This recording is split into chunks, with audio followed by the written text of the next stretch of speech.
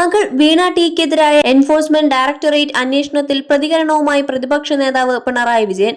താനോ തന്റെ മകളോ കുടുംബാംഗങ്ങളോ ഒരു ഹവാലയും നടത്തിയിട്ടില്ലെന്ന് പറഞ്ഞ പിണറായി വിജയൻ തന്റെ കൈകൾ ശുദ്ധമാണെന്നും വ്യക്തമാക്കി. അന്വേഷണവുമായി വീണ സഹകരിച്ചുവെന്നും ഇനിയും സഹകരിക്കുമെന്നും പിണറായി വിജയൻ പറഞ്ഞു. വീണ തന്റെ മകളാണ് എന്ന പേരിലാണല്ലോ ഇത്തരം പ്രശ്നങ്ങൾ ഉയർന്നു വരുന്നത്. വീണ ഒരുപാട് സ്വത്തിന്റെ ഉടമയല്ല. ഇതിൽ കേൾക്കുന്ന പണവും വലുതല്ല. തന്റെ മകളായതിനാൽ വിചിത്രമായ നടപടികൾ കൂടി വരികയാണ്. സാധാരണ ET വാർത്താക്കുറിപ്പ് ഇറക്കാറില്ല. വെബ്സൈറ്റിലാണ് വിവരം നൽകാറ്. ഈ വിഷയത്തിൽ വാർത്താക്കുറിപ്പ് പുറത്തിറക്കി. വാർത്താക്കുറിപ്പിൽ P. വിജയൻ എന്നാണ് പറഞ്ഞിരിക്കുന്നത്. മുൻ മുഖ്യമന്ത്രി എന്നും പറഞ്ഞു.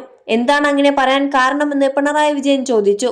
ഇത്തരം കാര്യങ്ങളിൽ തനിക്കെതിരെ വാർത്ത നൽകുന്ന ചില മാധ്യമങ്ങളുണ്ട്. ഭർത്താവ് മുഹമ്മദ് റിയാസിന്റെ അക്കൗണ്ടിലേക്ക് വീണ പണം മാറ്റിയെന്ന വാർത്ത നൽകിയത് ഏത് തെളിവിന്റെ അടിസ്ഥാനത്തിലാണ്? പിണറായി വിജയന് നേരെയായാൽ എന്തും ചെയ്യാമെന്നാണോ കരുതുന്നത്? അന്വേഷണവുമായി വീണ സഹകരിച്ചു. വിവരങ്ങൾ നൽകാൻ ഇനിയും മടിയുണ്ടാകില്ല.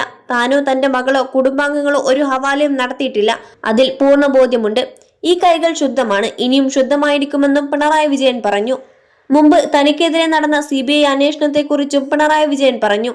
എനിക്കെതിരെയും CBI അന്വേഷണമുണ്ടായിരുന്നു. 1996 ഒരാൾ കണ്ണൂരിൽ വന്ന് സമീപിച്ചു. തെരഞ്ഞെടുപ്പ് സമയത്ത് 2-3 കോടി രൂപ തന്നുവെന്നാണ് ആരോപണം.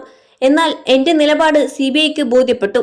ഞങ്ങളെ കുടുക്കാനായി ആളുകൾ ഏറെക്കാലമായി പിന്നാലെയുണ്ട്, പിണറായി വിജയൻ പറഞ്ഞു.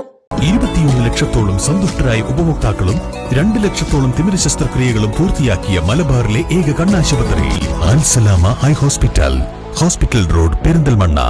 അതോടൊപ്പം പ്രതിപക്ഷ ഉപനേതാവ് പദവി CPIക്ക് നൽകില്ലെന്ന് ആവർത്തിച്ച് പ്രതിപക്ഷ നേതാവ് പിണറായി വിജയൻ. സ്പീക്കർ നൽകുന്ന കത്തിൽ ഉപനേതാവായി നിർദ്ദേശിക്കുന്നത് CPM നേതാവിന്റെ പേരാകുമെന്നും അദ്ദേഹം വ്യക്തമാക്കി. ചർച്ചയിലിരിക്കുന്ന വിഷയത്തിൽ പാർട്ടി ആവശ്യം പിണറായി തള്ളിയതിൽ അതൃപ്തിയുണ്ടെങ്കിലും CPI പരസ്യമായി ഇപ്പോൾ പ്രതികരിക്കില്ല.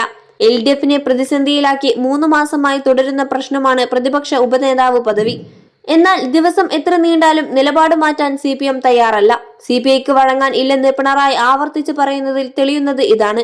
LDFലെ പദവികൾ ഏതെങ്കിലും പാർട്ടിക്ക് അവകാശപ്പെട്ടതല്ലെന്ന് പറഞ്ഞ് ഉപനേതാവ് പദവിക്കായുള്ള അവകാശവാദം CPIയും വിടുന്നില്ല.